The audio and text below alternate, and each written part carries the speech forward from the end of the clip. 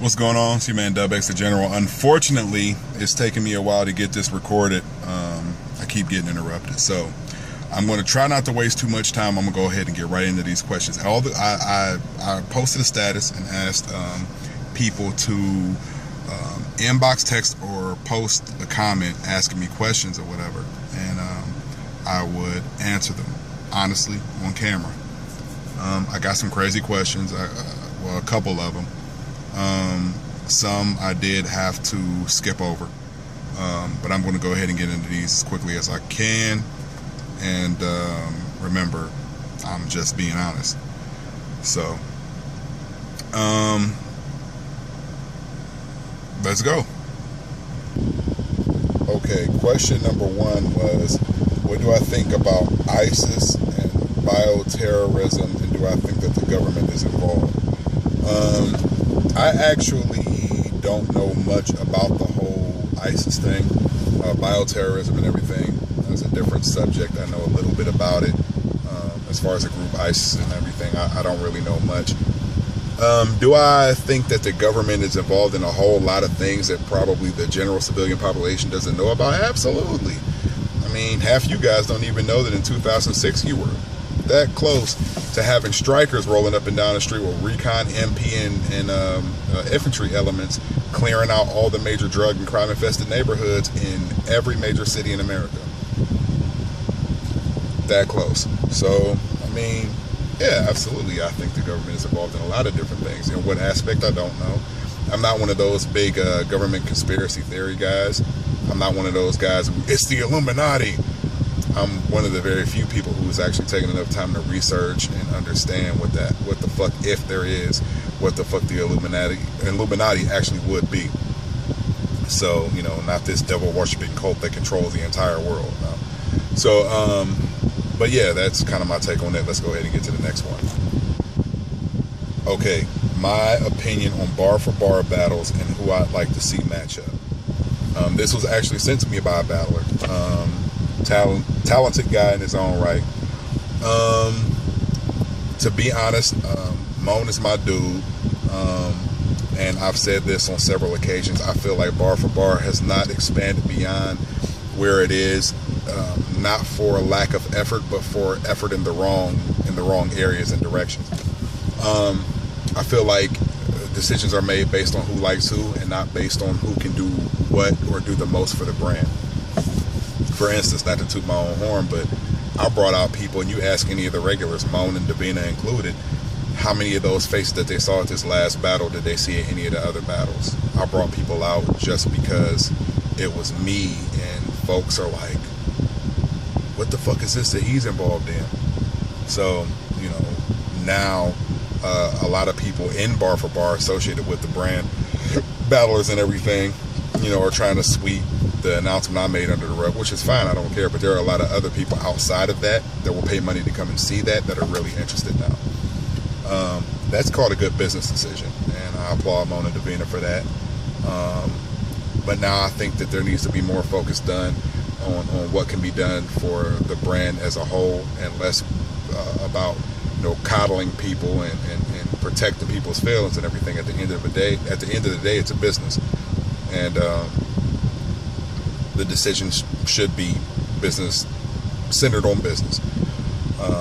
As far as matchups are concerned, you can pick any of these and kind of mix them and match them, aside from the two matchups that we've already, or the two matchups that I've been present for that we've seen out of this, which is Moan and Smurf and Degrees and Ref. Those were easily two of the best battles I've come across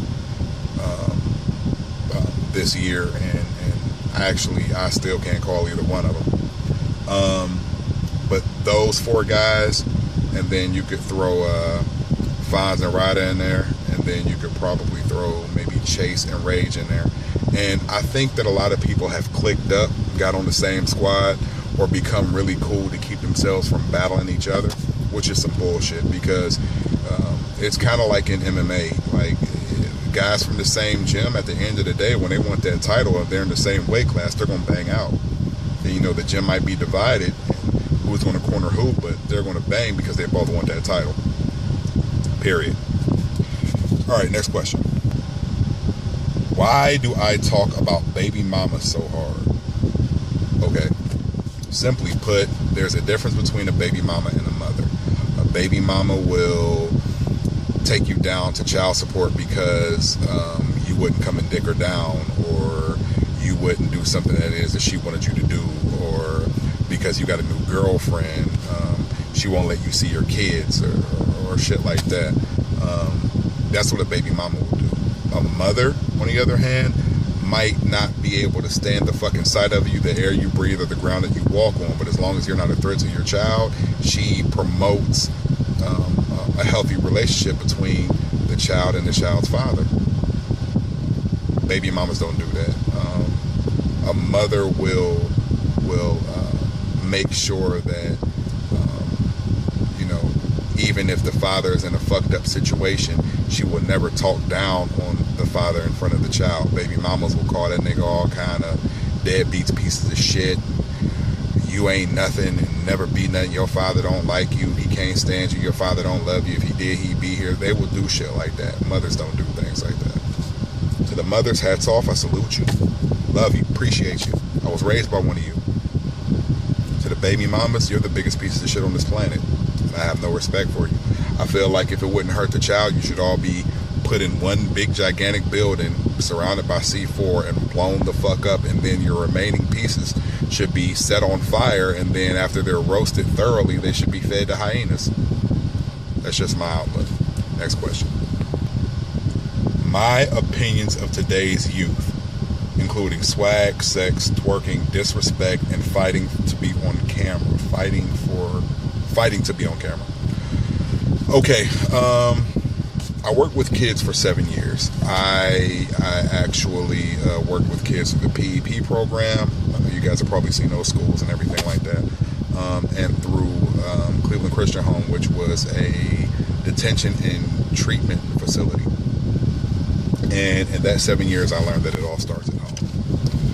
I mean, I know it sounds kind of after school special like, but it's really true. It does start at home. I've only come across 2 children in the entire time that I felt like no matter what you did for them or to them, there was no hope for them. One of the kids, a 16-year-old kid, told me that if somebody wanted to stop him, they were going to have to shoot him in the face. And as soon as he got out, he was going right back to the block.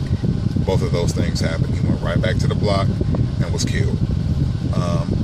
But then, you have the kids that do turn around. I had another kid, rest in peace, Artwan Oliver, who got out, started trying to turn his life around, and playing peacemaker, was murdered by some coward motherfucker in Cleveland Heights. It all starts with what you as a parent are willing to do. Take time out of your schedule, read with your kids when they're little, instill that education overall. Quit talking about how my son swagged out, posting pictures of your son with mohawks and lines in his head and the latest pair of J's on and an expensive outfit. What the fuck are you teaching them? What are you teaching them? To value a pair of fucking shoes over being able to read? You got these kids that get these pictures of them posted and they're 5 and 6 years old and don't even know the fucking alphabet yet. But can rap a whole Lil Wayne verse. It's fucking sickening, to be honest. The sex and the twerking and all that. You catch my daughters twerking, you guys won't be hearing from me for a while, because I'm going to beat the shit out of them and whoever showed it to them. Stop letting your kids get their education from MTV and YouTube and Facebook and you're listening to the radio 107.9 songs and shit like that. Stop it. Take some damn responsibility. Quit trying to blame the white man and take some fucking responsibility for your children in your own situations. Seriously. Next question. My biggest pet peeve. Easy. I won't take long on this. Dumbass broads. My biggest pet peeve are dumbass broads. Not women, not ladies. Dumbass broads. If you're a dumbass broad, I'm talking about you. Next question. This one is rather interesting, and yes, it is a real question. If I have to, I will screenshot it and post without the picture and the name and everything, and the person to send it to me. Have you ever thought about becoming a porn star because the dick in the head is awesome. I was offered when I was with my ex-girlfriend T twice. I was offered to shoot a scene that would involve, well, actually 3 different scenes that would have totaled $3,000 for the entire shoot. Some pictures and some videos had got circulated thanks to my ex, and she thought she was doing something to hurt me. In reality, she was helping to get me recognized. But some things floated around, reputation kind of got out there, and it rode all the way up until the relationship that I was in for 6 years, and 2 times out of that relationship was I approached about doing porn, and both times did I turn it down because I was in a committed relationship. Being in love with a woman will make you turn down some crazy shit, right? But yeah, I mean, I thought about it at one point, even when I got out that relationship, but nah. I mean, I fuck to have fun. I mean, you know, if things were different and I was a little bit younger and my kids weren't as old as they are now and the shit would probably be buried by now, I probably would do it, but but those were the questions that I actually decided to answer. I don't want to let this run too long. It's been already almost 12 minutes, so you have any more questions, go ahead and feel free to inbox or leave comments below this video, like it, share it, and whatever you want to ask me, go ahead and shoot it to me, and I will definitely keep it 100 with you. You know, that's how I do. It's your man Dubxthageneral, First Team International.